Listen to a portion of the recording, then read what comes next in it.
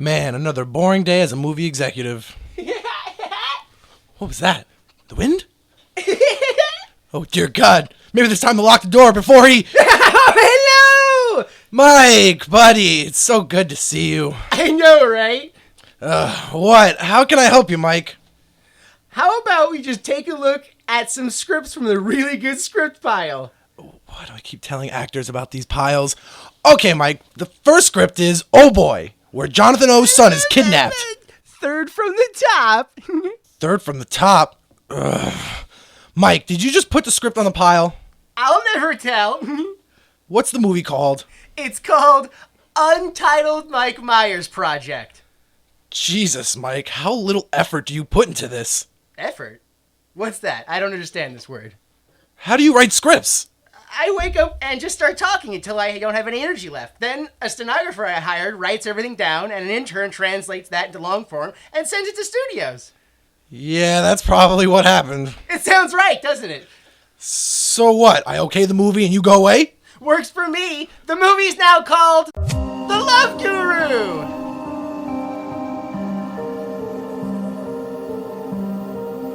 They irritate the irritated, flex perplexities, poise puzzles, magnify mysteries, impose inquiries, and coagulate quandaries.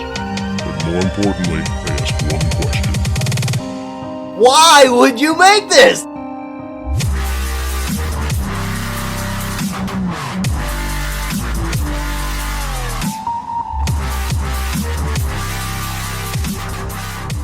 Hello everyone, welcome and thank you for listening. This is Why Would You Make This? The only podcast that wish it was dead the whole time, but somehow stick around long enough to ask the question, why would you make this? Why? Oh my god, I am Jimmy Time. I'm joined by my co-hosts, Skylar. Hey, I made it back somehow. Sir. I'm okay. I'm doing good. And Huge. Mariska Hargitay, my good friend. Mariska Hargitay. No. Odafin Tallulah. Odafin Tallulah to you. I don't know any other cat. What? A Richard Belzer. A Richard Belzer to you too. Oh, you just the sound effect? Yeah. That's all I know from the show. That's it. That's as far as we get into the show. Starring... Dun, dun. So, we watched The Love Guru. Yeah, thanks, Dick. Yeah. I know. I really didn't want to watch this. I watched it once and I remembered it was bad, but I think I walked away from it because I don't remember it being this bad. Like a car accident? You're Yeah, just like, where am I? I was laying down... Car accidents aren't that bad. You hit into a car, but then you black out right beforehand, you wake up in a hospital. They're fine. Car crashes are fine.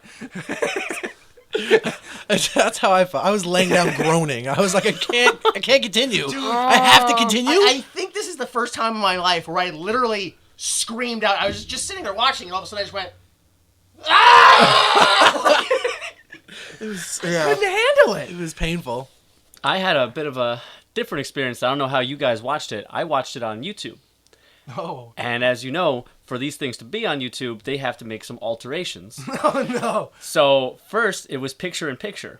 So the movie was about half of the full screen. The other half was, I assume, the box cover. So it was just half of Mike Myers' unblinking face staring at me with his 1800s mustache the entire time I'm trying to watch this film. The reason why I laughed so hard at that is because towards the end of my second viewing of this, I was like, this film could definitely be used for torture. Yes. And having Mike Myers' unblinking face is like the torture of like a new dictator. Just like, you will watch my film. Exactly. He's looking at you for approval. You will How do you not like blink the way I do not blink. You like this scene, huh?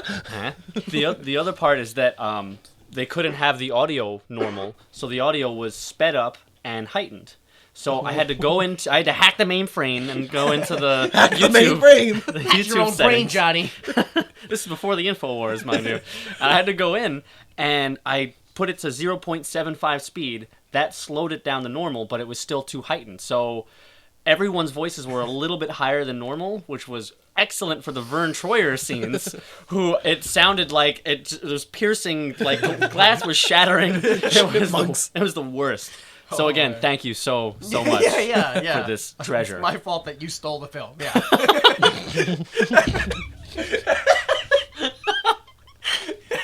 Just be on my side. Once. You threw me under a bus. I threw you under a bus, dude. What are you talking about? That bus is bloody as hell. Oh my god. Who is the driver? Mike Myers. Yeah. All right. So, yes, The Love Guru is a romance sports film that was released June 20th, 2008, where Pitka, an American raised outside of his country by gurus, returns to the States in order to break into the self-help business. His first challenge is to settle the romantic troubles and subsequent professional skids of a star hockey player whose wife left him for a rival athlete. Yeah, that was all one sentence. That was the whole. That's insane. Every part of that is not a movie.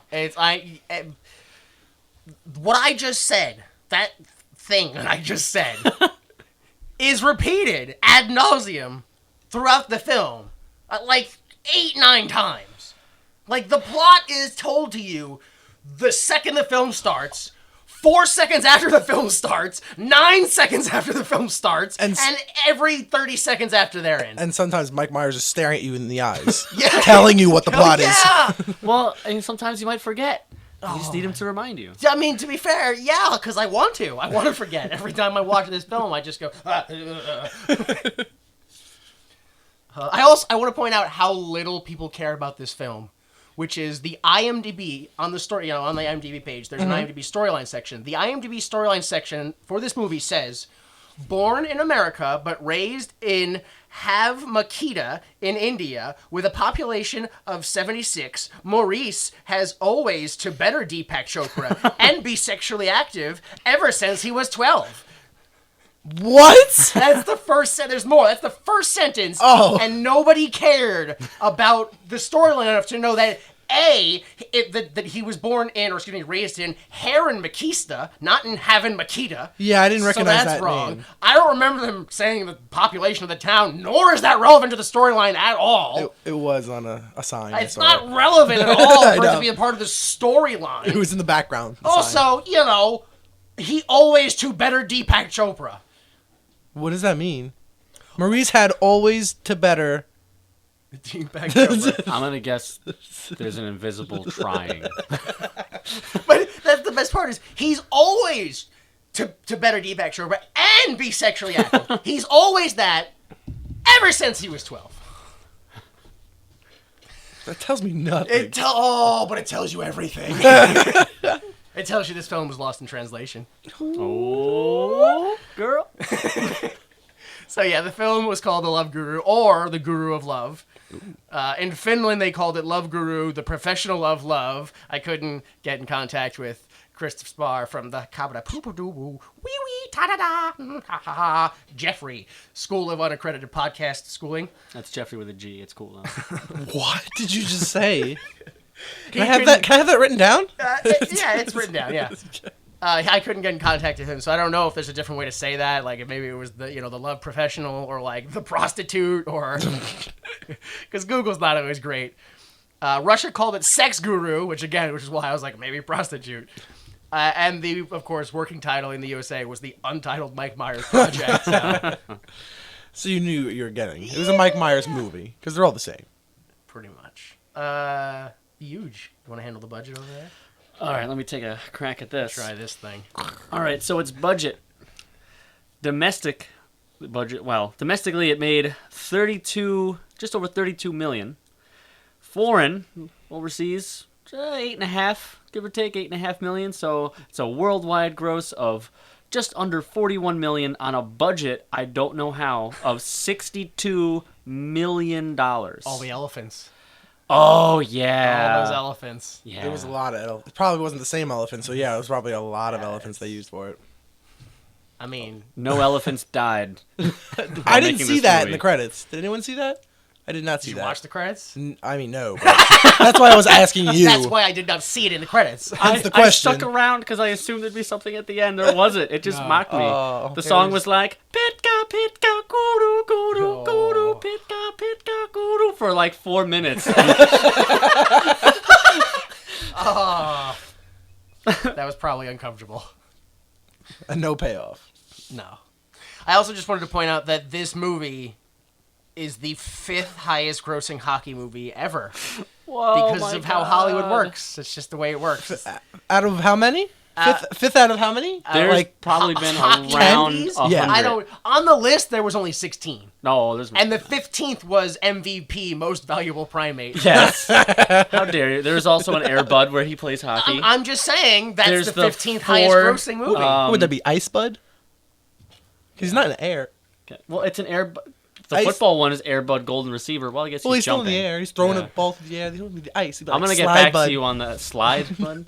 Yeah, he's a curler. He's an Olympic curler. So yeah, just to point it out, Miracle. I didn't look into it. Probably Miracle on Ice is the #1 hockey film. Oh, of course. Yeah, 1980 Followed by Olympics. Tooth Fairy, followed by Mighty Ducks, followed by D2 Mighty Ducks, followed by Love Guru, followed by Slapshot. I can't believe Slapshot is probably my favorite sports movie That's ever. why It's I had to amazing. put it on there. Slapshot. Tooth Fairy being the one with the rock? Yeah. Oh, Yeah. wow. Yeah, not just a fairy movie, also a hockey film. All right, so let's go on to the best hour. Our favorite hour. Our favorite hour, the Troy McClure hour. Hello, I'm Troy McClure. You'll recognize me from such might-be racist films as The Knickerbocker Comes A-Knockin' or Guess Who's Coming to an Indian-Themed Dinner. The Knickerbocker. It might be racist. I really don't. Oh, rat-tat-tat comes the Knickerbocker and it all. Oh, man. Okay, so I want to point out, I don't know who the star is of this film because on IMDb it says that the star is Mike Myers and Justin Timberlake and Jessica Alba. But, like, in the credits it's like Jessica Simpson and Kanye West and then Mike Myers and then, like, Deepak Chopra and Val then, yeah. It's like, oh, I think Justin Timberlake's like the 6th build to the 5th build, something like that. Like, he's really low in the credits on IMDb. It's so weird. How they I credit don't know if he people would be a sometimes. star, Justin Timberlake. He was, though. He was one of. All right. It's so weird. Like, I don't. It's like the guy who played Darren Romani Malco. I don't know how you say his name really. Yeah, he was like 7th, 8th build, so he was really far down. But he's one of the guys we're gonna talk about. You recognize him from Weeds, 40-Year-Old Virgin. As MC Hammer from the Too Legit, the MC Hammer Story, the TV movie. Wait, what? Too legit. Also, Can we watch that? as the voice of Scat Cat from, the opposite to Tract, Paul Abdul, Scat Cat. What? Also, he wrote the rap Voodoo Mambo, the rap that Pest does at the beginning of the Pest. So you ended on the worst one. Yep, I had to, yeah. His career's only gone up. It's what you're trying to tell me. It is, yeah. He's actually he's directing stuff, and it's pretty cool. Next we have Megan Good, who plays Prudence Roanoke. She was in things like Debs, Think Like a Man, Brick, Unicorn, and Anchorman 2. I saw Brick. I liked it. There you go. The last one I'm going to talk about is Vern Troyer, because everybody below him is like... Vern is like Val Kilmer, and like everybody in this movie is famous. Ben Kingsley is listed below him in the credits. Like everybody is famous in this movie. I don't know who's higher billed than I don't know how to credit people. It wouldn't be Sir Ben Kingsley, who's an Oscar winner, played Gandhi. Played Gandhi. Schindler's List! Continue.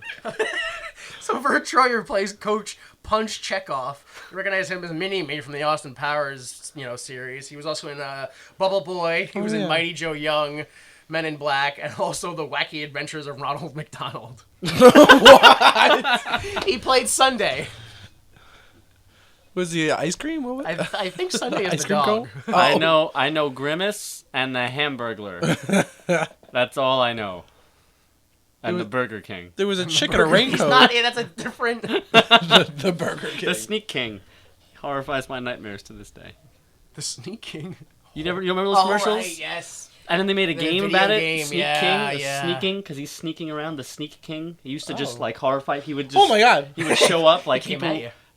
All right, we'll get into that. That's You remember the commercial where the guy wakes up and all of a sudden the king's in the bed next to him. Whoa! Oh yes. Yeah! Yes, I do remember that. That's part of that whole Horrifying. thing. Yeah. Burger And King, he's if just you'd there like to with the sponsor burger. this podcast. Yeah, he was like, "Wait, hold on, it's okay. I have a hamburger. Yeah. He's like, oh, okay. yeah. Oh, Cuddle up. Give me the hamburger. stick it in. Oh, The burger in my mouth. Oh. I'm hungry for it. that was his dream. Oh. I was talking about the commercial. Oh, I was talking about a sex dream. What are you? You guys want to start the film? No. I don't know. Every time I didn't want to start it.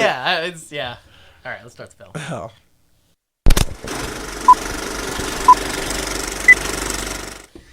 So the film opens with Guru Pitka playing with his Morgan Freeman voice changer and tells us that intimacy is important. He does that every third scene for the rest of the film. Intimacy, or what was it? Into me, I see. Yeah. My God. Yeah. That's the whole thing. Is he just keeps doing that? He breaks that. Yeah, he breaks down all the words. All the words, like that. I attribute it to Gary Busey. Have you ever seen what's that show? Busey with me and Busey? Oh, My Life with Busey. My Life with Busey. Life with Busey. So or not something Point like Break. No. No. You never It's a seen show on Life with MTV. Busey? Utah, give me 2. You've never seen that Life with Busey? I've heard of it. It was him and like his assistant. It was like this, I guess, a comedian or something like that, and the guy was like, I'm a big fan of you. I'll be your assistant if you just like will do. And Gary Busey is an insane human being. Well, yeah. No, like all the time, every day, he used to There's a scene where the assistant is on like a miniature train, and Gary Busey just runs and tackles him off of it, like. And they're in public, like they're in like an amusement park, like it's like I remember there's one scene where like the guy's asking Gary Busey questions, and instead of answering it, Gary Busey just picks up a rain stick and just starts shaking it in front of his face and just like, hey the dude, and not even as a joke, like he was serious. Unhinged. He's insane. And all the time he kept doing like things. What we're gonna do is we're gonna build a fence. You know what fence stands for? That stands for friendship, enduring, and extreme command of taste. And he would just make these insane analogies with words. I remember. And that's what he did. That Busey's the original. I know there's people before him, but he's the original guru. made it famous. Listen, I used to watch Celebrity Rehab like clockwork. I used to love that show. I was addicted to it. He was on that too, wasn't he? They And kicked I him do off know for that. being too crazy. They were like, you got to go. Listen, we've got like violent drug offenders and convicted rapists, but you have to leave, Busey. We don't feel safe around you. We gave a third chance to the guy who tried to kill our producers and said, "You're really getting me in the flesh right now." But you got to step. You're making the drug addicts and the rapists nervous. Every time you make waffles, you make an acronym out of it, and we can't take it. It's the one guy he doesn't get what it's all about. It's the waffles, man! I just want to eat! So unfortunately we still have to do this film. So he tells us a story about his most recent student, which the synopsis said it was his first student. Oh, really? And so it doesn't matter because he says that it was his most resistant student who became his greatest teacher or some bullshit. I don't know. Boop, and just poofs. And I was like, first line of the movie, and he's like, "That film's bullshit, bro." Yeah. Well, it didn't take long because, well, you'll get to it. Like 3 minutes into the movie, like Jessica Alba's like, "Here's the entire plot in one sentence." Yeah. And then just moves on. But next scene, our hockey announcer's going, "So we have this guy, Darren Roanoke, and he was living a hard life as a hockey player, and he left his wife, and now his wife is like, oh, I'm going to sleep with your rival, and now he's like, oh, I can't play because you're with my rival, and is it going to cost him the game? I don't know." Every time they spend any time on the plot, it's such a little amount. It's just 1 minute. It's just enough to remind you. And then and then it just moves right on. They spend no time on it. I do like the announcers, though. Oh, I do love Colbert as... Colbert was the saving grace. They were so hit and miss with me. Like one scene, I was like, what are you doing? And the next scene, I was like, yeah, that's the best part of the film. Like, so after this hockey announcer thing, we jump to the office of Jessica Alba, who plays Jane Bullard. She's there with Coach Punch, and they ask the same question: can the team win the playoffs without him? And they go, no. And she goes, well, that's good because I just got the Love Guru. Start the credits, and they go, whoa. It was literally like, well, I've heard that the Yankees back in the day had a guru come and help them. I don't even think there was a cut to Vern and Troy like, huh? Because it just went to, yep, and then a newspaper gets thrown down on the desk, and then it just pushes forward the story. It really should have just been like, what if we can't win, who are we going to get to help us? That guy! So, yeah, we've already been explained the plot twice, 3 times maybe now. Yep. And then comes the music. And we get credits, yes. I'm going to stop. I need a break, too. I'm going to stop. I'm going to go ahead and ask you guys one of the Naked in Math class questions right now. How many songs did Mike Myers sing in this movie? Yeah. I'm gonna just sing in general or like a musical number? No, not like if he was like, boop, boop, boop. No, like an actual music number. I'm gonna say 12. That's high. That's way over the limit. It's like 5 or 6. I'm gonna go with 5. It's 3. It's no. no. It feels No. like 9, dude. No. Yeah. There's no way. There's the opening one. He does 2 There's the on the ending guitar. one. There's the one in the yeah. middle where he sings with Raj and more than words. Yeah. And the ending one. Oh, That's my all of them. But that's why I asked, because he does 3 songs and it feels like 80 of them. I'm like, again, dude. Dude, he does it's 3 I could have songs. sworn that there was one during the hockey when he was telling him not to fight. Yeah, But maybe not. it just keeps changing scenes. That's why, I guess. Oh, man. No, There- but seriously, the There's first song. music, but like he doesn't. He only sings 3 times. The first song happened, and I'm like, oh, okay, this is going to be some sort of a musical, I guess. Accepting the fact that it was going to be a musical. The second song happened, I went, really? You're singing again? You could I was go, already you done could with go it. 4 when he meets Jane and he has that musical number the fantasy, Bollywood, yeah. but it's dubbed in singing, so that's why I didn't. Oh, okay. Well, I was thinking there's- about that one. But that'd be 4. Yeah. I don't know. Continue. Yeah, this movie is a fucking drug-induced fever dream. That's upside down. So, where are we? Yeah, oh, that's right. Oh, credits. Yeah, he sings a song. This is how unaware the movie is right from the start. He sings a song about the boss man stealing your life as you have to work 9 to 5. As servants do everything for him. There's no thought. It's He's just. having fun. Oh, He's having fun. I'm glad he was. Because I know. Nobody else was. Yeah. I feel bad for the actor playing Raj. Right? Oh, The man. whole time. Then He again, should've been a star. I feel bad for Ben Kingsley. He No. just the most famous Indian man. He should know. And then, I'm sorry. He Continue. should know. I'm hurt. As the credits roll, we get photos of Pitka with celebrities and him in the same situation as celebrities, such as upskirt photos. Woo! That's what you're getting. That's the whole film. That's what you're getting. Just Oh, he's with the Beatles. Oh. Yeah, when I saw that, I was like, oh, Ravi Shankar would be rolling over in his grave. I assume he's dead. he's wow. I know what we're doing after the podcast if he's not. Huge will not be a liar. Everything we say out here is the truth. So we go to Pitka's Akram, or what's it? the ashram. Ashram. The Yeah, ashram. that's what his house is called, or whatever. It's his land. I don't know. His Whatever. land. Dick Pants shows up, and he's introduced by Pitka's assistant Rajneesh. And he informs Pitka that he is still the second most popular Neo-Eastern self-help guru in the world. And there's nothing wrong with that. Nothing at all. A string of completely unrelated Mike Myers jokes ends with Dick Pants literally yelling, "Stop it." Yes, grunting, sighing. Oh, I was with him. Completely. Stop it! Oh, he was doing the, oh, no, you. Yeah. Oh, no, you. No. Yeah, exactly. Stop. Break the pickle. That was the worst. I wanted to reach through the TV. I wanted to find the original film and set it on fire so bad.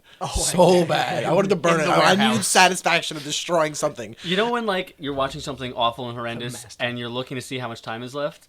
I did that. I put the cursor to see how much time. 11 minutes into the movie. I thought it was like a half an hour. Oh.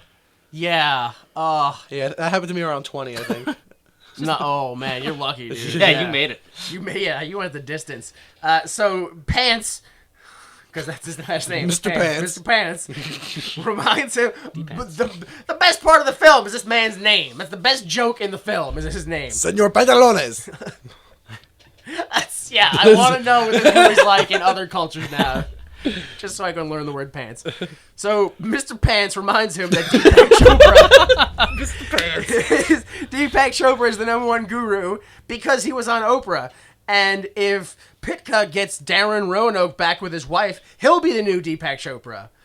We have a flashback to Pitka remembering his old guru who taught him and Deepak Chopra at the same time. Oh, what?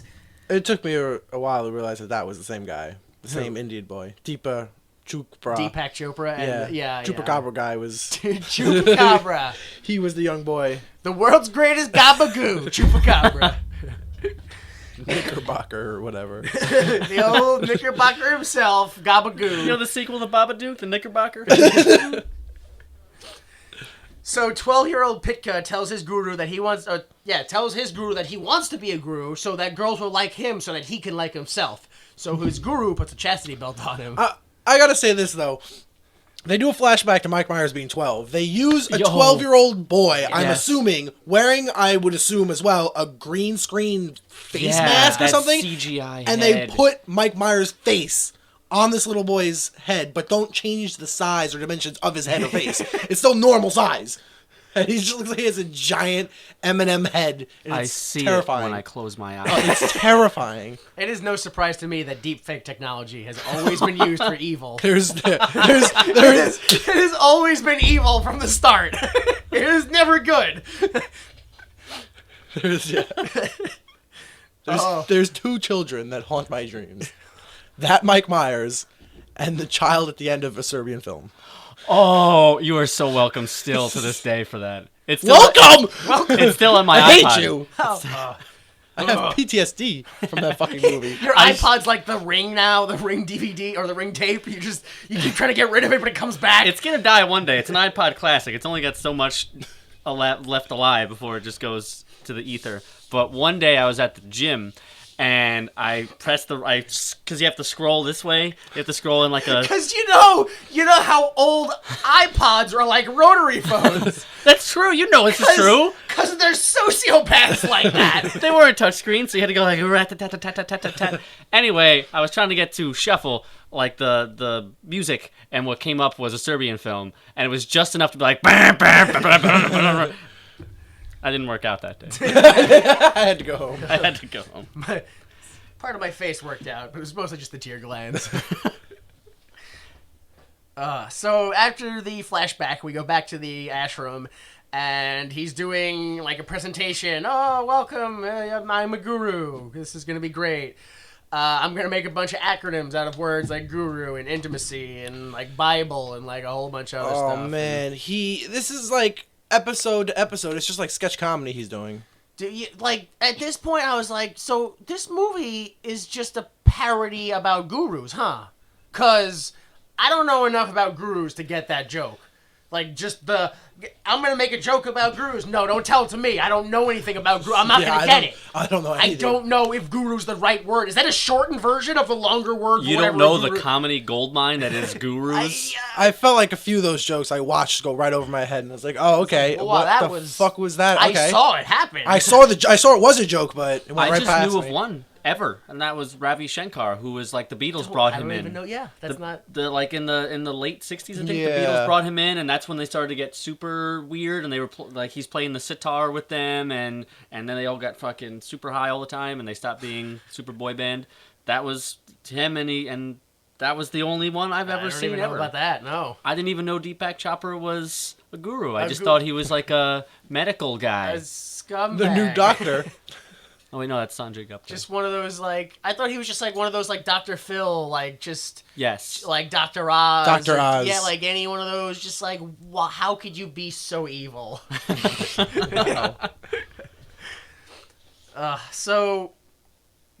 Yeah, he just explains how a guru pyramid scheme works, basically. Yeah, beating dead horses with the TM joke. Yeah, and he says that whatever. It's just a bunch of sex jokes. It's just sex joke and like dick joke and like syphilis joke and And credits. My turn. yeah. My turn. I'll ask you two a question. How many times and situations do you think there were in the movie where they made a joke or testicles reference? Dude, 47,000? Like, You mean before or after they actually showed like a pair of like? I'm talking from start to finish. How many times did they make a dick joke? 30, Or at least 30 no, or 40. like if I had to seriously guess, I I'd say counted. like 68 or something like that. Like, it's insane. I counted at least 42 times. Dude, yeah. 42 times. There was one joke about a vagina. That is another question I was gonna ask. Is how many? One. One, and it was, if I got that right, it was cunt face, right? Yes. That was it. And it wasn't cunt face. It was what is it? Cunt you face. Yeah. Well, what cunt? Oh, well, yeah, something like what is it? What is it? You cunt face. Yeah, you- yeah. 'cause What you have is to it? You face cunt that. face. Yeah. What is it? You cunt. Yeah. What is it? You can't. What'd you face? call me? Yeah, that was the one vagina joke.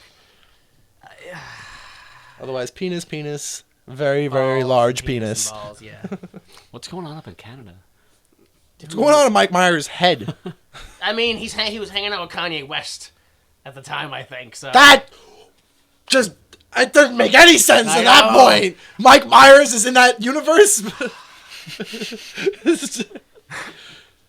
So whatever. Everyone applauds everything he says, and then they all go, Mariska Hargitay. Yeah. Mariska Hargitay. They go Whoever that outside, woman is. and we get a bunch of more unrelated Mike Myers style jokes. You know what's this in here? I don't know. He kept making like references to like his successful movies. Yeah.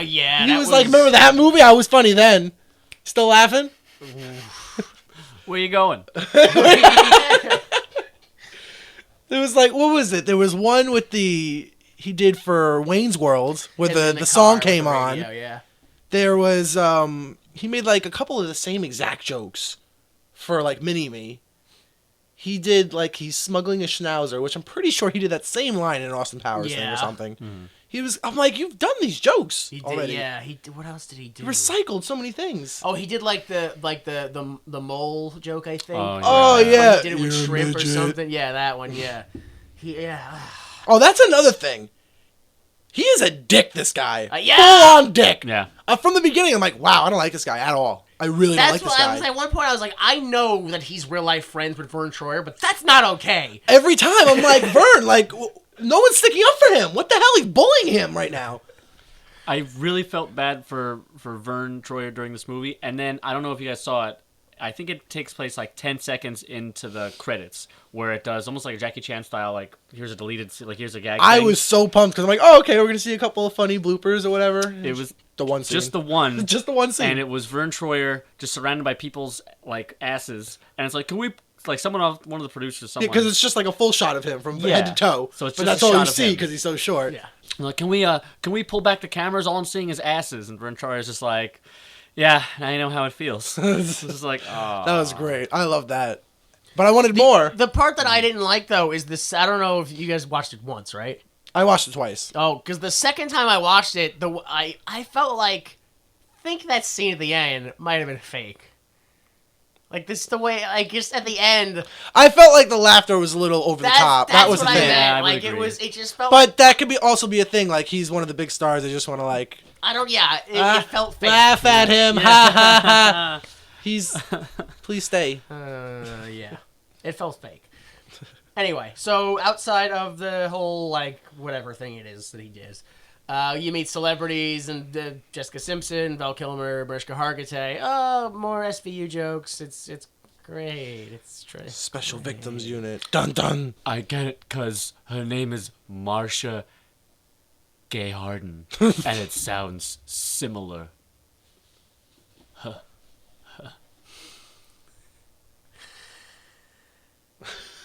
So he meets Jane, and he has a Bollywood-style fantasy, and then he meets Coach Punch, and he does a bunch of short jokes, and then he agrees to help the Leaves, and he dreams of Oprah, even though I'm pretty sure he already agreed to help the Leaves. Yeah. So then he agrees again, like in person.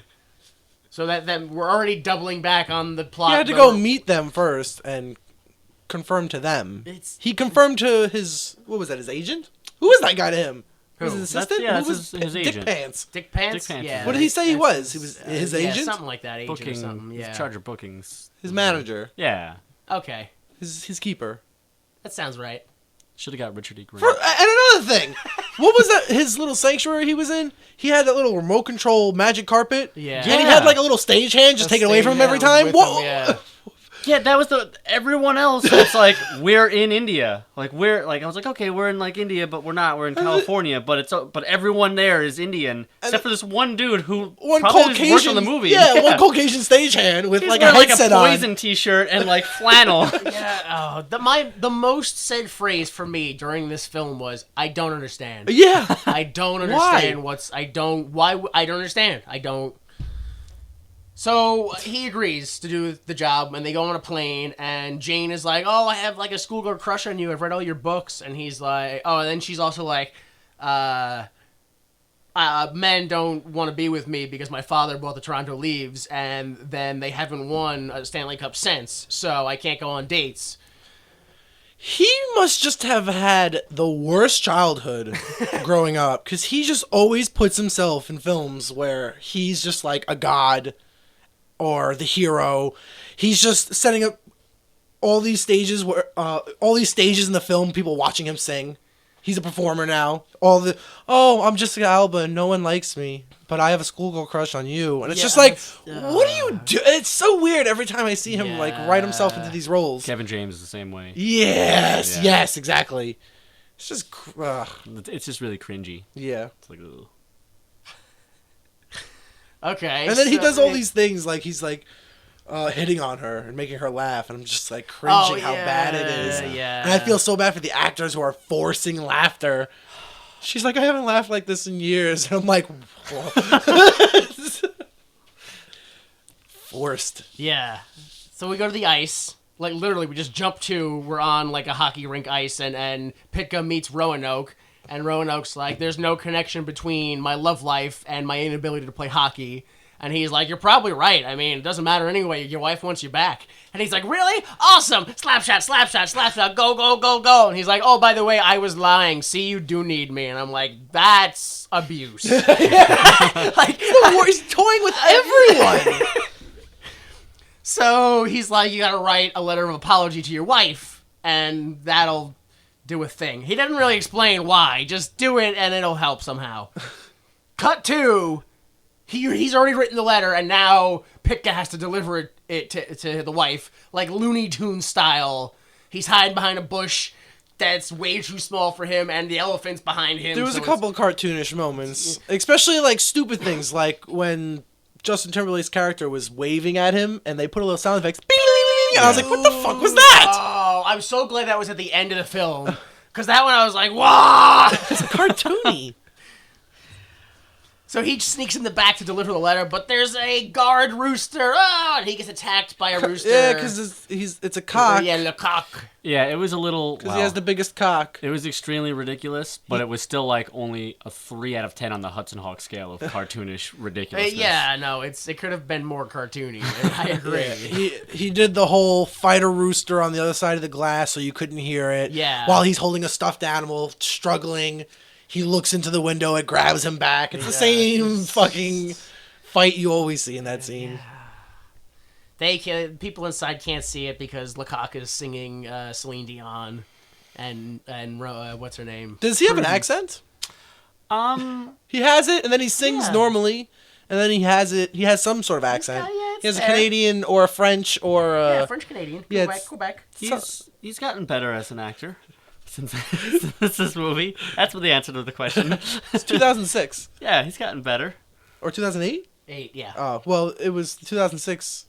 In my heart. It said 2006 on the jerseys, I think. I remember seeing 2006. So, anyway. I saw it. I like the number 2006. That's what it is. So, Pitka comes in and delivers a letter when Lecoq leaves to make Quebec Pop-Tart, or Quebec Pizza, which is a Pop-Tart with ketchup. Yeah. Vomit noises. He delivers the letter, and then Dick comes back, and he's like... It's Lecoq. Oh, sorry. See, that Dick works. is another character. Yeah. That's Dick Pants. Dick Pants. This is Lecoq. So, yeah, bunch of Dick jokes, and then Lecoq's like, all right, you have to leave.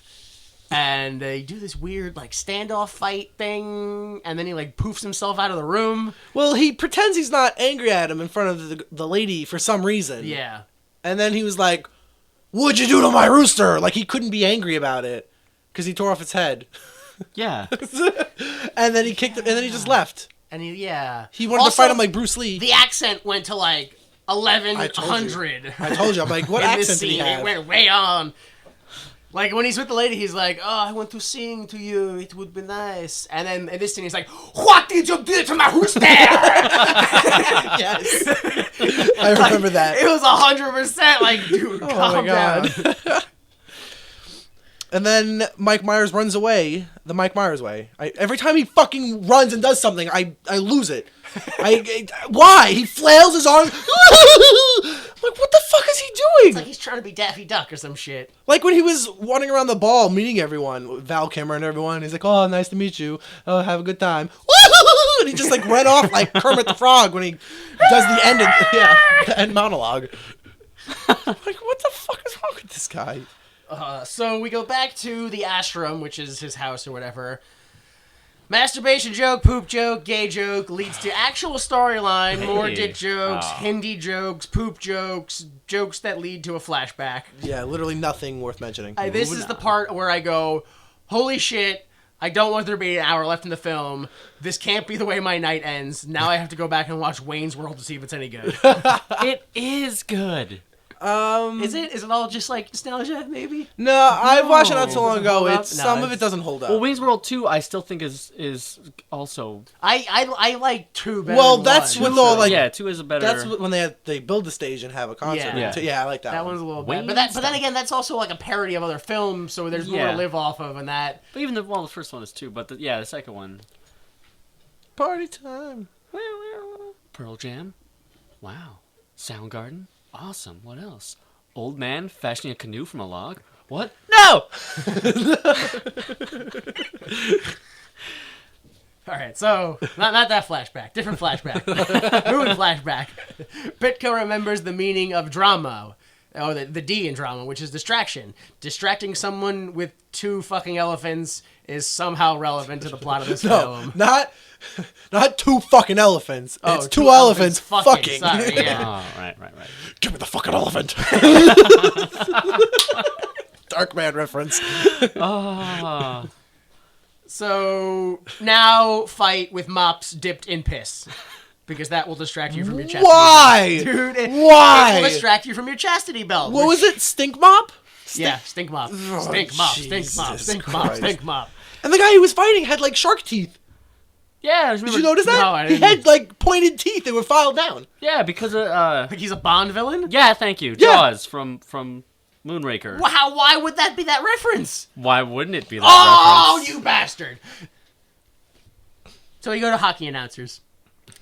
My favorite part.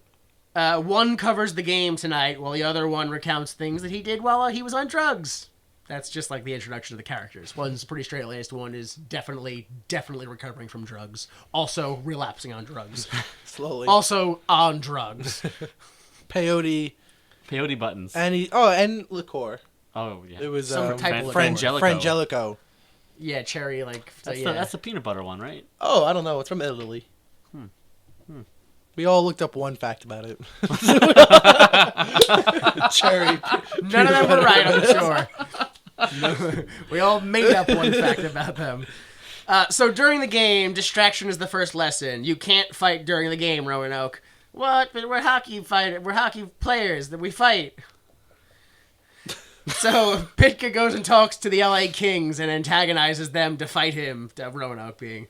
They're like, arr. So Roanoke gets checked around until he realizes, oh, my hands aren't shaking because I'm too worried about being beaten up. That means I can play hockey really well now. And he makes a bunch of goals, which is like 1 or 2. And then he gets clotheslined, like clean into a blackout. He wakes up off the ice, like he might have died, and the rest of this film may be a death hallucination. Yeah. The streak continues. He did it, folks. Everybody go home. So Pitka says, okay, you know what? You can fight anyone for any reason. And they're like, is this... I'm gonna lose it. I'm gonna lose it. I can't take it. Why? Why? What? And then Why? he tells him to attack anyone for any reason. Yeah. And then he does that and says, I love my job. Yeah. He's toying with everyone. Yeah. While possibly getting, what was it, $2 million? So yeah, I Yeah, don't know. something like that. Something like that. 10 million, I don't know. Why would he need the money? Because he has no need for material possessions. But he very clearly does. That's But he true. wanted to be better than the Deepak Holly Chopra. Christian guy. Then D-bag. Holly Krishna. His name is D-bag Choppy. I found that rude and I said it. So, he punches Lecoq, right? And then he punches his own coach for calling him a jag-off. So 2-game suspension. Jag-off! Jag on the Jagger. Yeah, what's a jag-off? Like a jerk-off. Yeah, but what's a jag-off? A What's a Canadian. jag? Like a politer way to say it. Oh, is that a Canadian jag? You're gonna go jag? Yeah, the is that jag- like shag, the but jag jag, whore. you do it by yourself. You know, You Jag- jack off. Is You that show Jag? j- It's on USA. got Ramrod. This is it's before Burn Notice.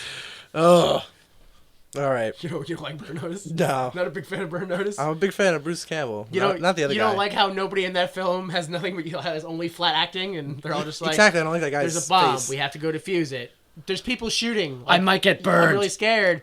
The main guy reminds me of Superman. The one note, Oh, yeah. Marky Mark, one note, one emotion. Just the character or What do you mean it's the trees? What do you mean there's no car? Every time. It's gotta be the good vibrations. I'm shook. You shook. So, 2-game suspension. Kings win game 1. For some reason, this is the point where I was like, this movie has to be, like, Mike Myers must have been going through something really unique in his life, and he was like, I gotta tell the world about what it's like to be a man that loves hockey and also follows a guru that, like, loves sex. What and if- is like...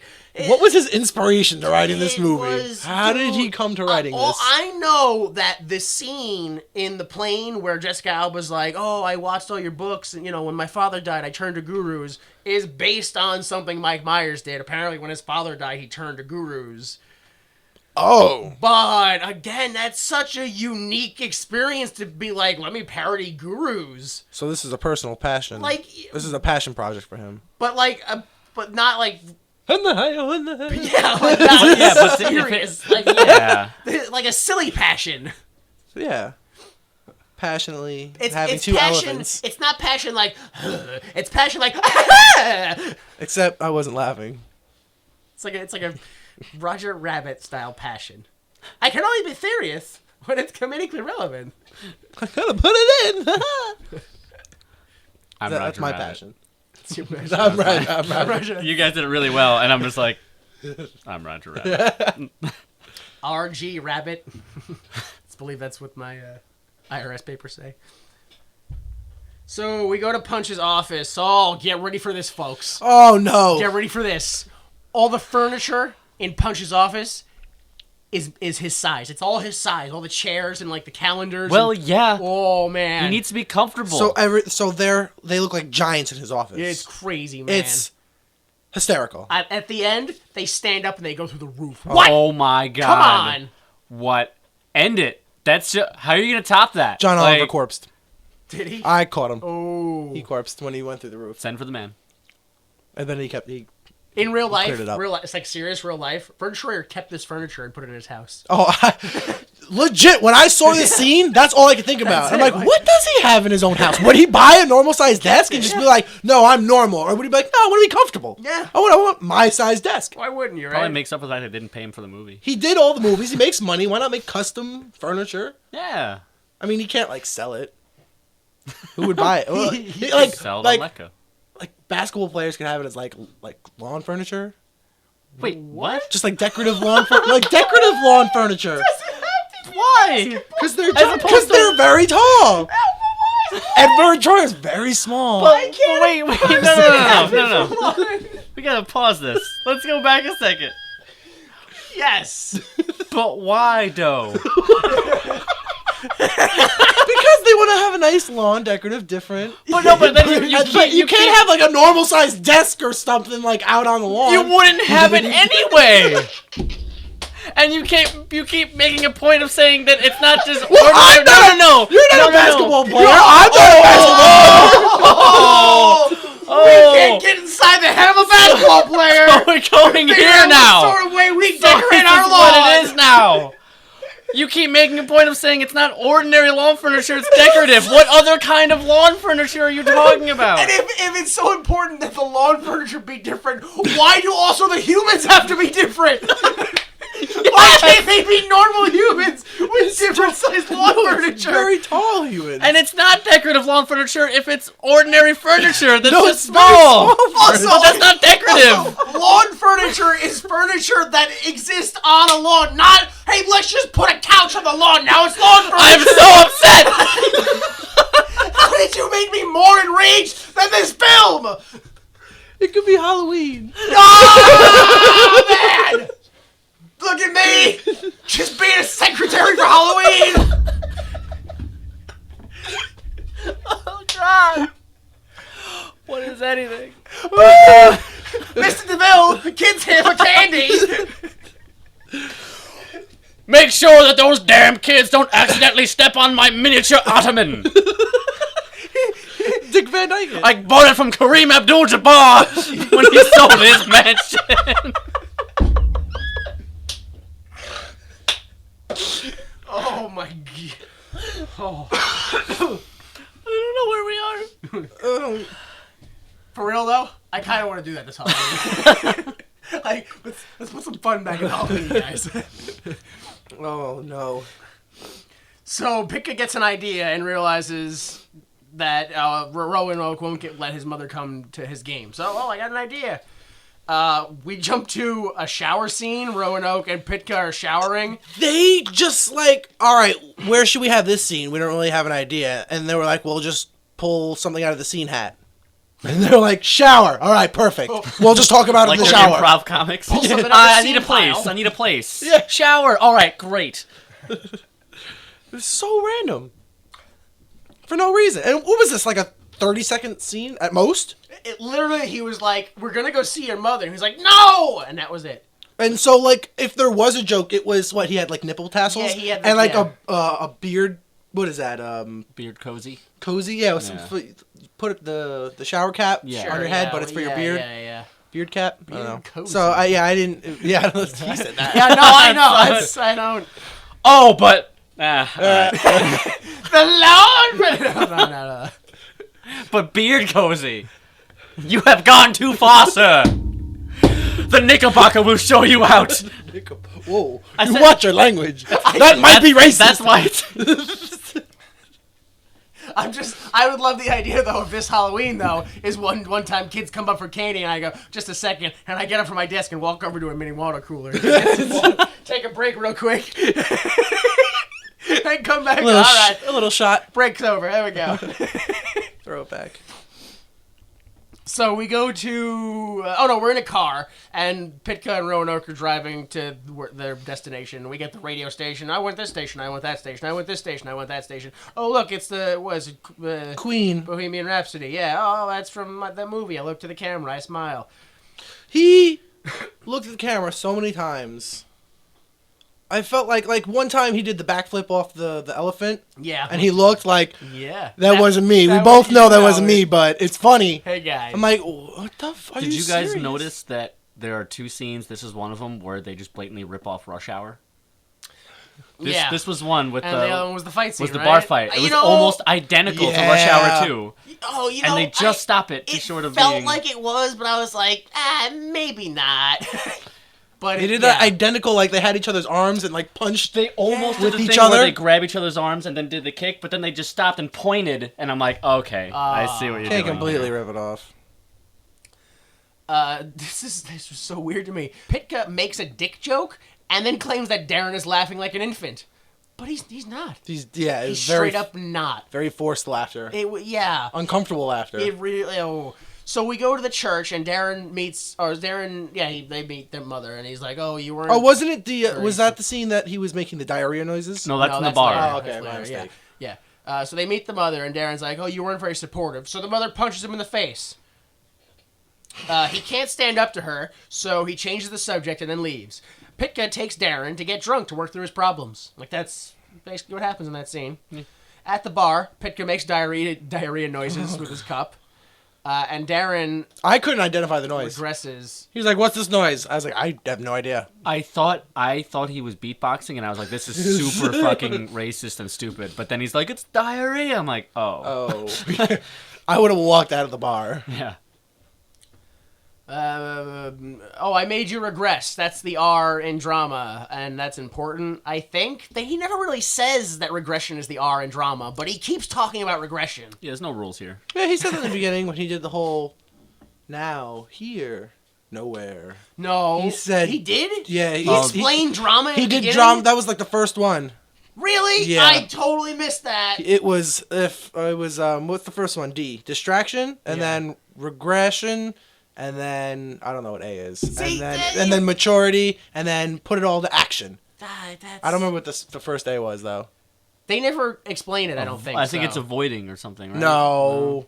Because they do D and R, and then they skip everything. No, yeah, they abandoned that. And then at the end, he's like, "But we did M and A, so we're fine." But they never tell you what the middle A is.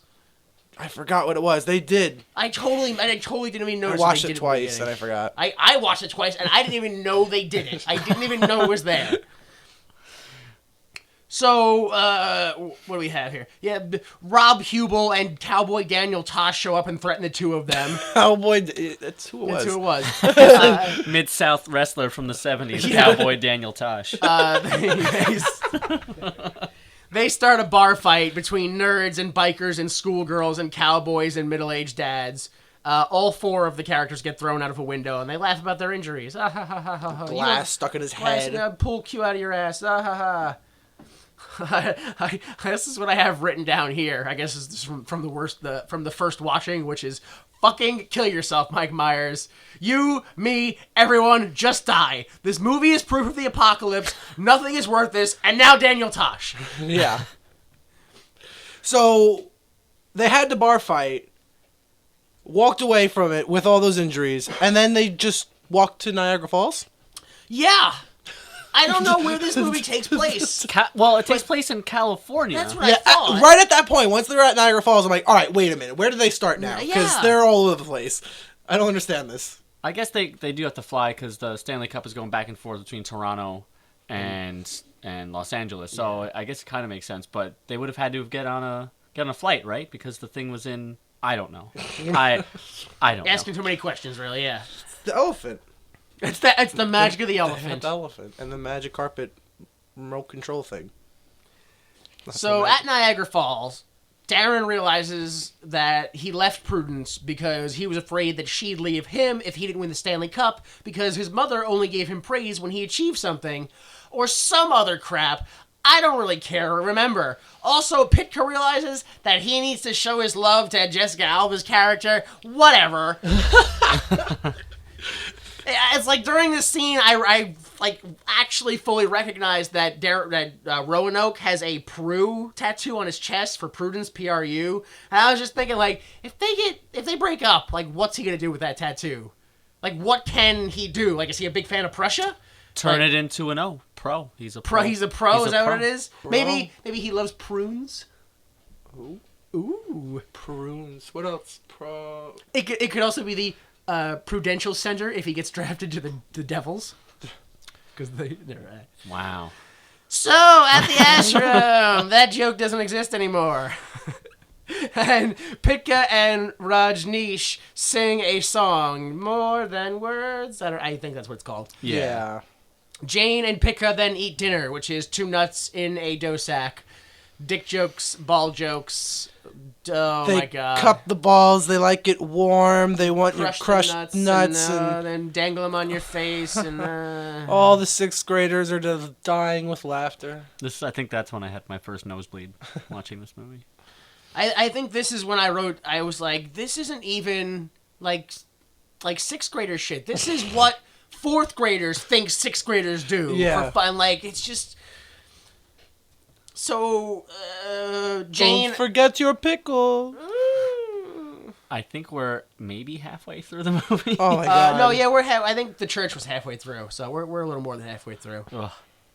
Jane once again mentions the curse, and Pitka once again mentions intimacy. She hits on him, but then he backs away because his erection hits his chastity belt. Kunk.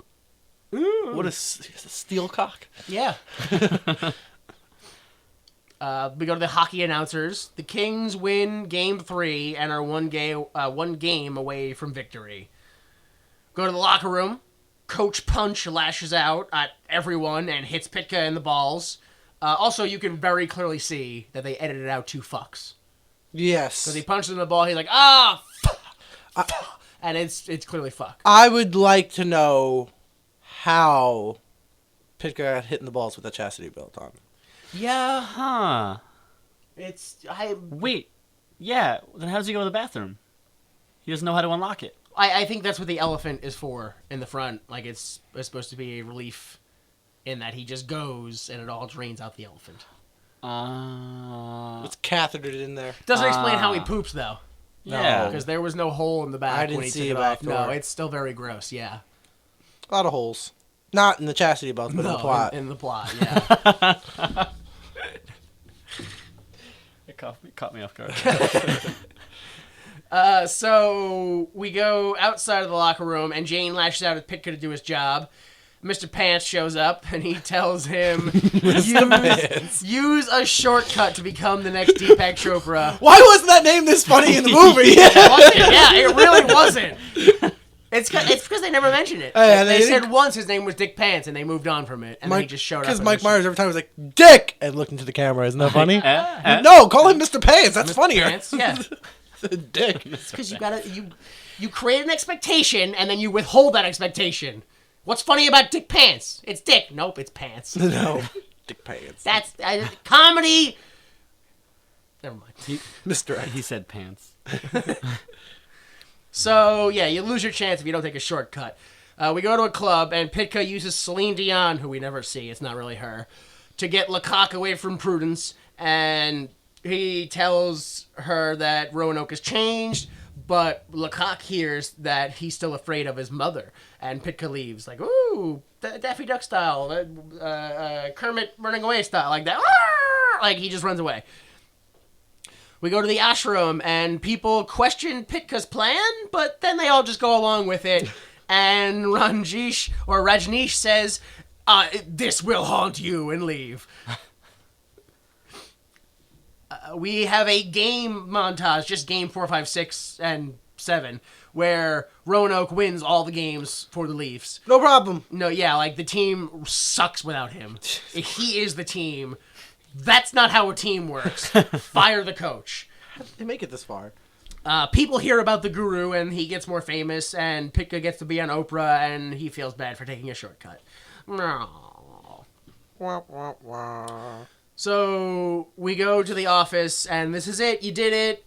He's going to the playoffs. You've cured him. We're going to pay you, and everything's good. And he's like, so listen, I got this, like, vow thing that I'm... never mind. Goodbye. Etch-a-sketch. Yeah, forget the whole thing. And he said, and then she said, because she, like, falls on the couch, like, all defeated. I thought she was, like, trying to sniff the seat he was sitting in. Whoa! She was like, oh, that's where he's sitting. Maybe. She had, like, a schoolgirl crush. That's true. And everyone stays away from her, so she has no intimacy at all with anyone, so she could be really weird. How could she not find a single Canadian male that doesn't like hockey? Or at least is a fan of a different team? Does she not travel with the team and, like, go outside of Canada and meet other guys? She also doesn't seem to have any affection toward hockey, so I don't know why she wouldn't just sell the team. Well, yeah, why would you want to be with a man who likes hockey? Yeah, it seems like she really she doesn't hate the sport, but she hates the entire environment of hockey because it's just so bad to her. Sure. So I just don't know why. Why? It's really confusing. Yeah. Again, I don't understand. Most said phrase during this film. So, hockey announcers, one of them is back on drugs. Alrighty.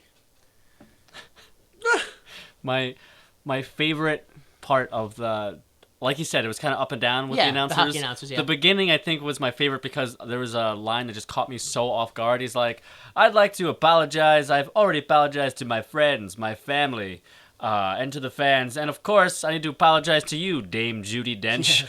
Yeah. Sorry for the vicious attack." And then they show her just, like, covered in bandages. Yeah. That got me. I hope the staples come out soon. Yeah, you had one good joke, Love Guru, and that was it. I like the other one when they win the game and because it's Stephen Colbert and was it Jim Gaffigan. Gaffigan was after they win the game. Gaffigan was like, "Oh, that's it. He wins the game, which means they're going to the finals, and he can't play, but he can think he can play. He can pretend to play at home, but not in the actual game. But if he's watching, then he can play with his heart and not at the." That one got me. Yeah, I like that one. They were the best part of the movie. But again, they were hit and miss. Yeah, and it's not like it's just. So yeah, B's back on drugs. We go to the game. Pre-game, this was horrifying to me. Pre-game, they let kids shoot hockey pucks at an elephant. Oh my god, they put the pads on the elephant and just put them in front of the net. And just like, "Go ahead, kids, go crazy." Go crazy. Just start there was like 6, 7, 8, 9 kids. How many were there? There was a bunch of kids at once. All at once. Fucking pucks at it. There's no reason for me to put that much logic into it, but I was so upset. I was like, that is so unfair. How could the elephant possibly play goalie with 8 people shooting against him? He had a hockey stick in his trunk.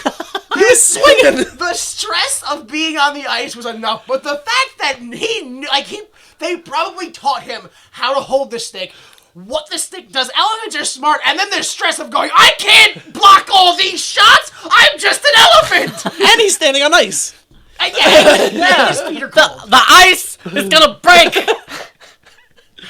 Never has there been a more appropriate time for Chris Walken or Michael Anthony Hall playing Chris Walken.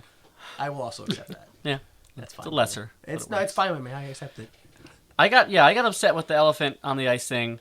And it reminded me, there's a commercial that's out right now in the year 2018 that also is ice-related, that also made me upset for similar reasons. Yeah. There's a sumo wrestler doing like an ice figure skating thing, and it's like, a sumo wrestler doing ice skating, what's weirder than that? And I think it's Geico or it's always Geico. It's always, if it's ridiculous, it's always Geico. But the point is, I was like, that poor sumo wrestler, he's freezing to death on the ice. How many takes are they making him do this? We don't know.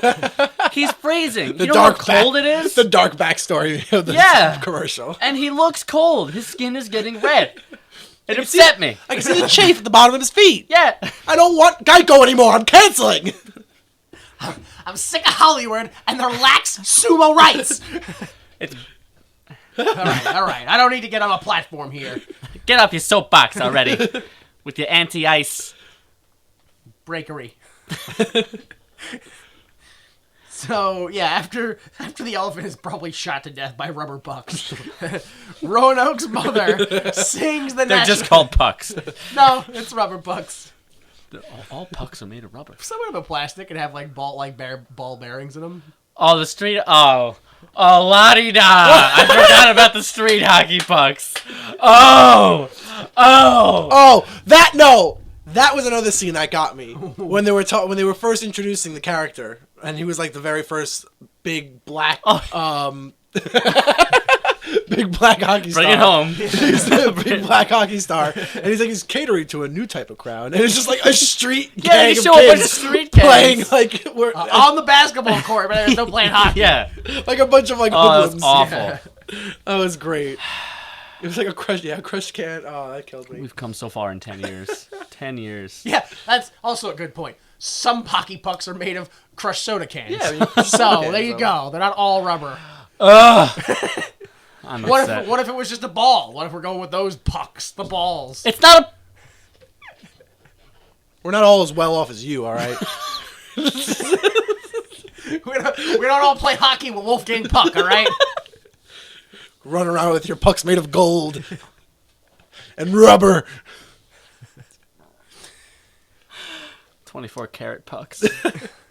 So, Roanoke's mother sings the national anthem, and this is when we get the Looney Tune piano key wave by Lecoq, and Roanoke runs away.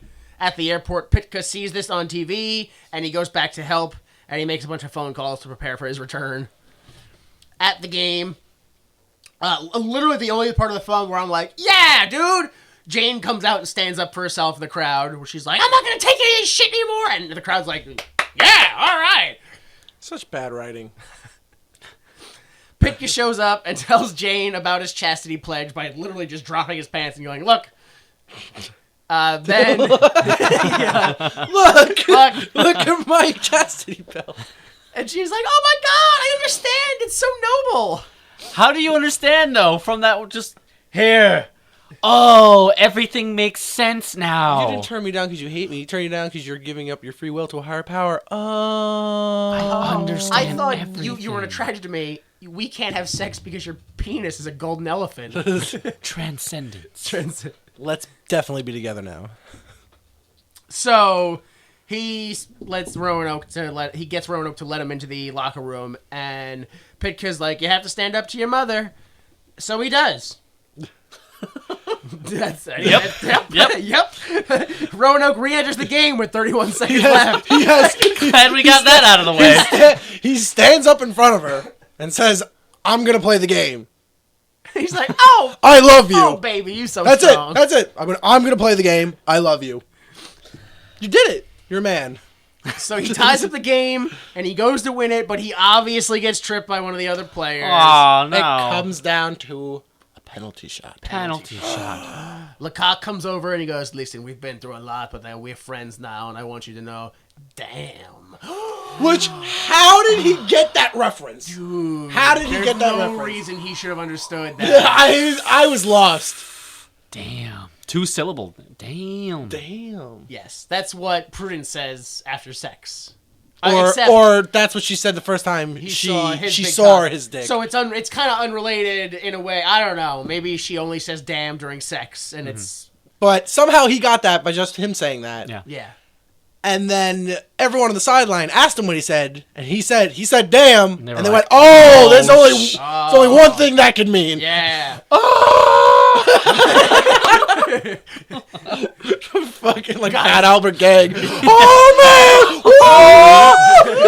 man! So it was a penalty shot, which is the most exciting play in hockey. It's just 1-on-1, him on the cock, him against the cock. That's not better. Lecoq. He was gonna be like, all right, it's me, and then Lecoq was like, it's gonna be me. JT. Because it was Justin Timberlake. Yes.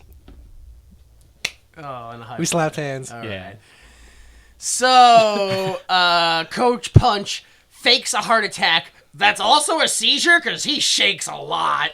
He swore he would never do that. Again.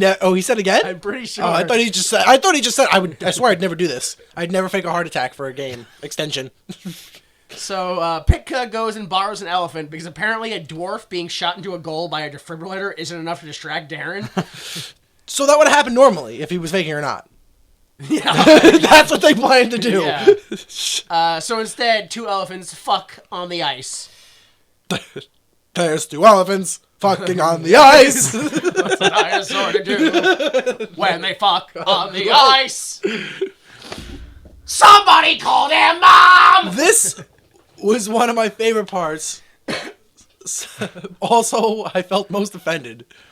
Because they had the 2 elephants fucking, and they had everyone going, oh my god. Yes. And they just had, oh my god, this is gross. But then they pan to one couple, Yep. both extremely large and fat, and they go, and kiss. Yeah. Because it reminded them, I would assume, of It themselves. was awful.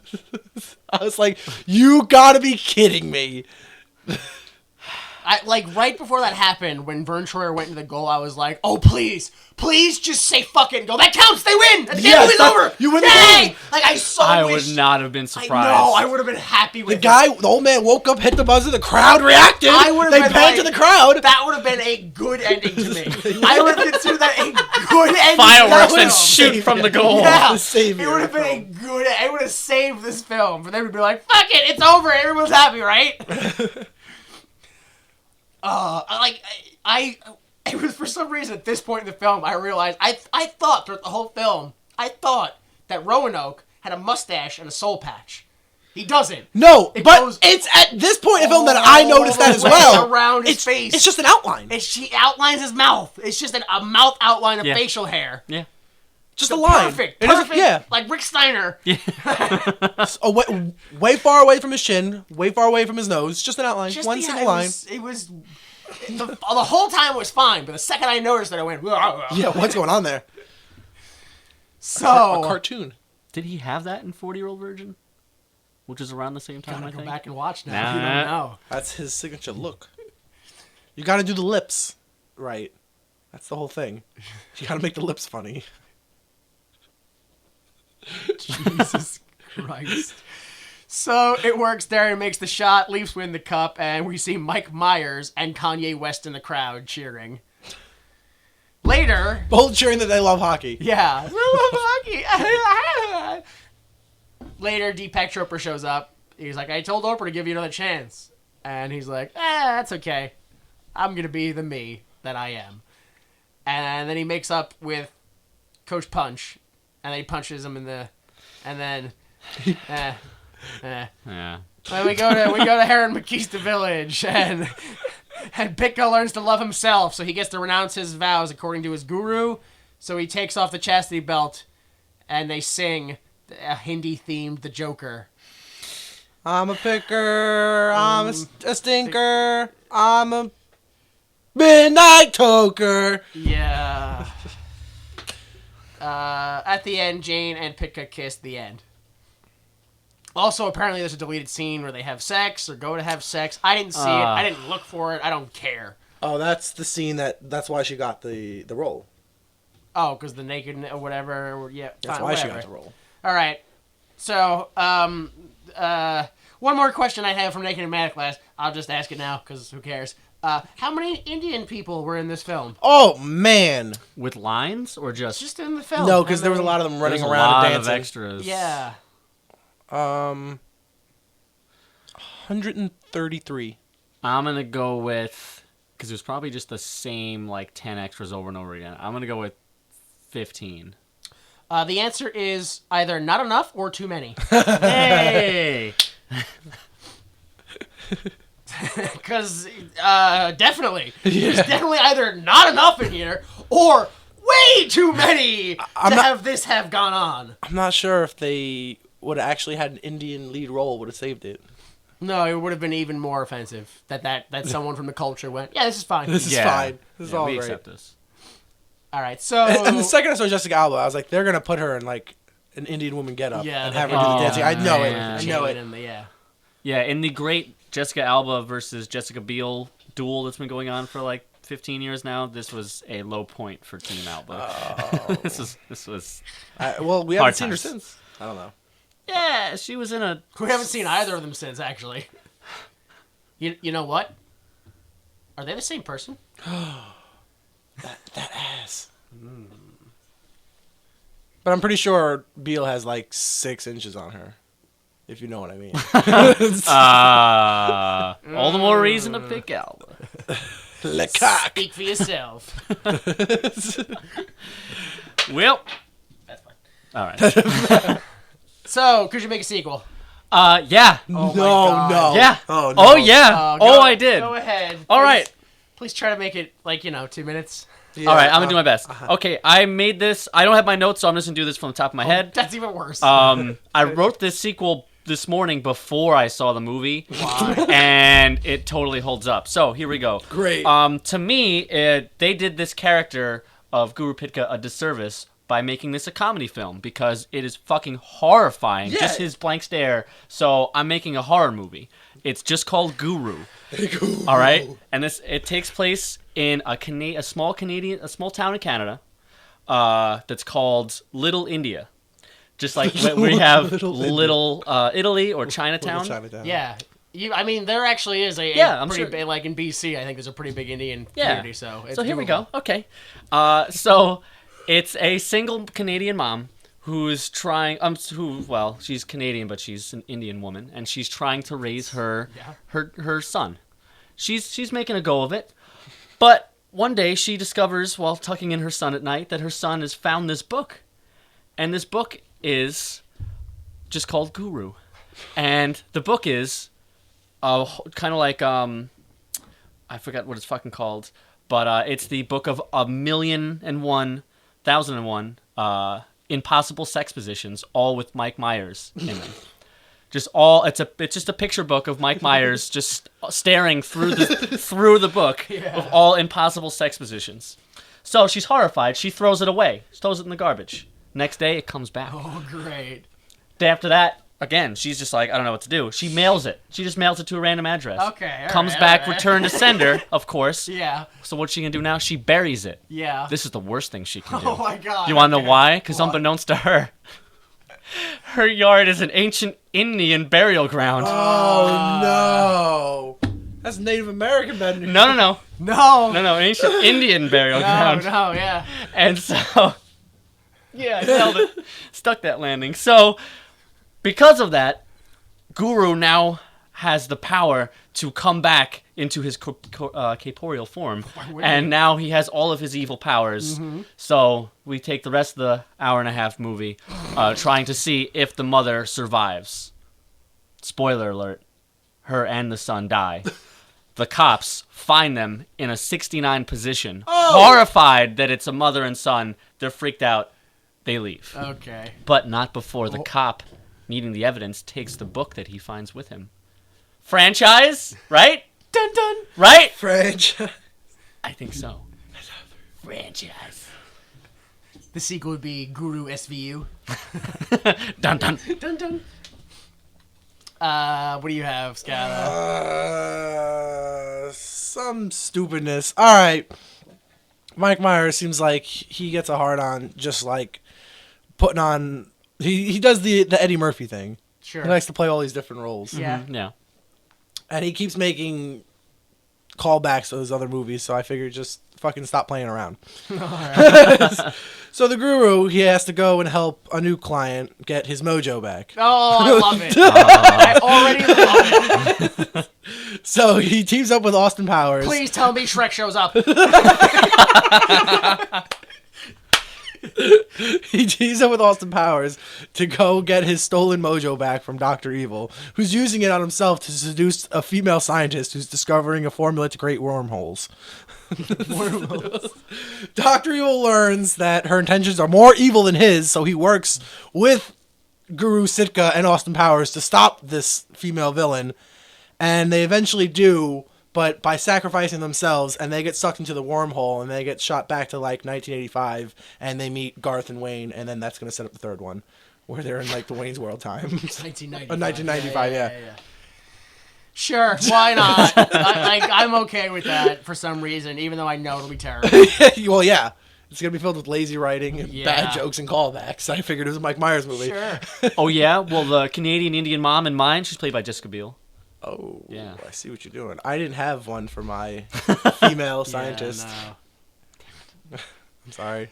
So the first time I watched this, the sequel I wrote was, I don't know what the story is. I don't know what gurus are. I don't know why Mike Myers has respect. Because I couldn't write anything. The second time I don't know why you guys put so much effort into your sequels. I didn't. Jane and Pitka's kid tries to become the world's best second generation guru. Also, he's gay.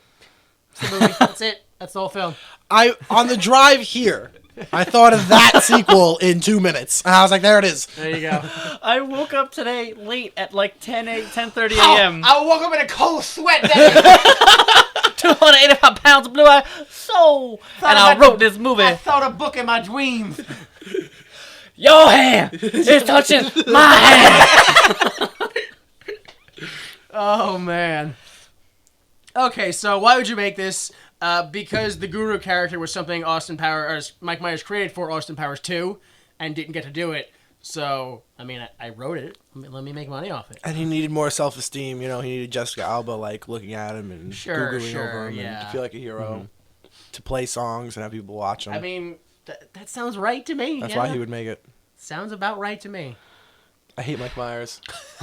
I liked Austin Powers. I don't care. I liked Austin Powers. I feel like I'm going to have to go back and watch this, but they're probably still okay. It was try hard by the third one.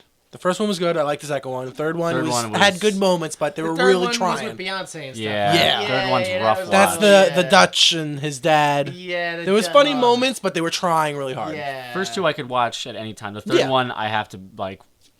I don't know if I can get through it. I really don't. Foxy Cleopatra? Yeah, I don't know if I can do that. But Nathan Lane is Foxy Cleopatra. That's a really good scene. I love him. But again, have you that's been? like the first 15 minutes of the film. So And then he's gone. That wasn't the third. Yeah, that wasn't the third one, right? Yeah, Where they do yeah. the movie and Tom Cruise is Austin Powers and Danny DeVito. yeah. Okay, yeah, that's just the first 15 minutes we recommend of watching the third Hey, one. assholes. It's It's me. me. Mini-Me. I wish he was Mini-Me the whole time. Instead, he's the red M&M. I'm still upset that he's not going to be Detective Pikachu.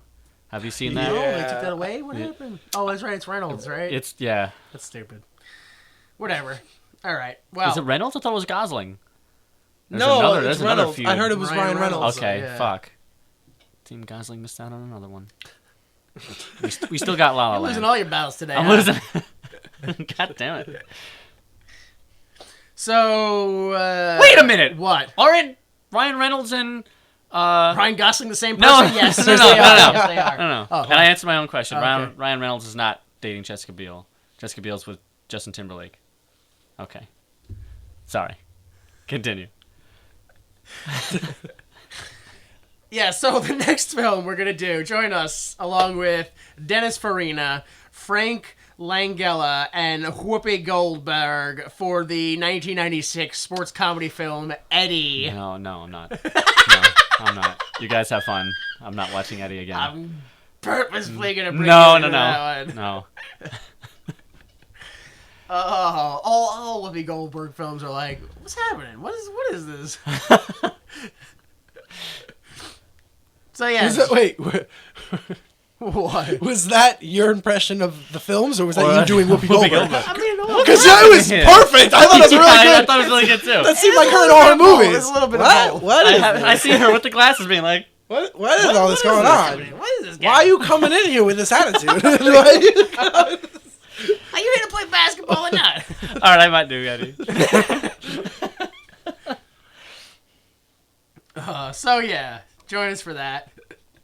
Yeah, I did the whole arm punch. We can do it. yeah, that's what it is. Oh man. So www.ymt.com for all things Why Would You Make This? Download episodes for free if you don't like using iTunes or Google Play. You can always find links to the YouTube and stuff. Huge.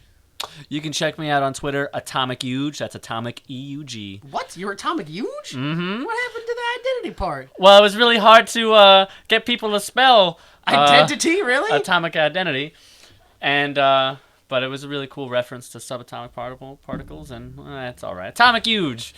And then you can check me out everywhere else as Chronically Enfeebled, which you can't spell anyway, so Atomic Huge is coming everywhere. Follow it. Amazing. Yeah. Dude, I mean, that's what happened to me. I kept trying to use Jimmy Time, and people were like, no, it's already used. You got to use numbers. I was like, I'm Time Commander then. So I like Time Commander. Time Commander works.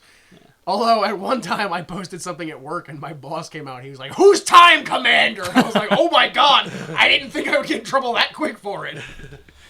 Also, before I take it over again, on my Twitter, I wrote a thing, and it's not on Kotaku, and it's not on Baby Kotaku, it's on the Baby Kotaku, and it's about video games, and it's not good, but check it out anyway, because it helps me. So What is that? You have what?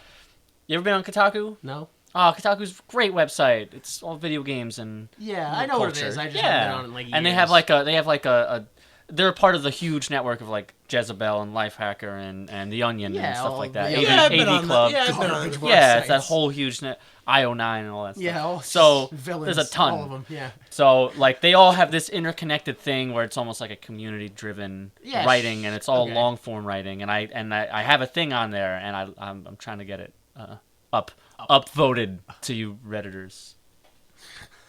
Okay. I haven't been on Reddit, so I don't know. Everyone says it's good. Yeah, I'm not no, just don't. Don't lump me in with that. I know I'm there, but...